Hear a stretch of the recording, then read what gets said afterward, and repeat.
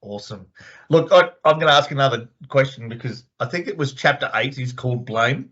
And it's my favorite. It's actually my favorite chapter. I've listened to the audio book on it a couple of times, and I always go back to that one. But there's a quote in there. Blame is a food chain. Always look to the top.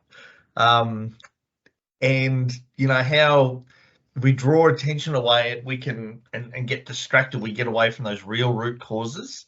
And I really like how you've said, like, find the nuance in every accident, like demand a more detailed story. Can you help us as safety practitioners? Like, how do we fight in the corner who find themselves on the end of judgment from others? Oh. I mean, fix it, Jessie. I mean, like, I think it's tricky because, you know, what you need is solidarity, right? Because someone who's in that corner, right? The people putting in that corner are who really needs to be challenged. And that often involves challenging the system, right?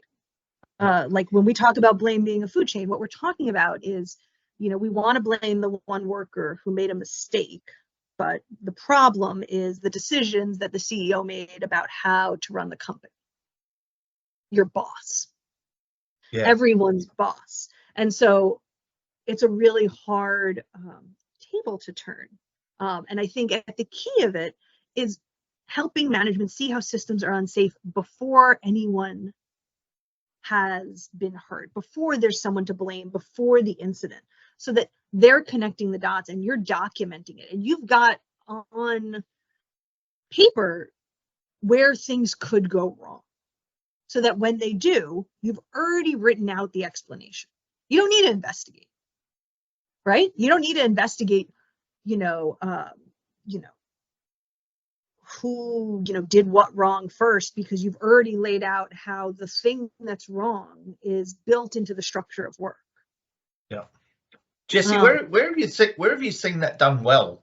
Like, where have you seen, like, okay, so if you talk about blame as a food chain and it's almost like going through and looking at where the system is deficient, where have you seen people like, or a business do that really well? Or have you, if you don't have an example, that's fine, but it's just more what we're trying to move as a community is that it is having those discussions with our workers and finding those weak signals and where they have to make do and where they have to adapt, and they're more likely where an event could happen. So just if you've got any examples of where you've seen it done well. I mean, I think, I don't have a lot. Yeah, cool. Yeah, but absolutely.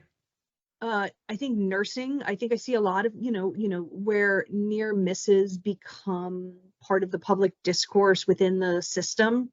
Like real near miss conversations happening in the medical field, where I think there's a lot of, they have a lot of reason in the medical field, to fix things a lot sooner. Yeah.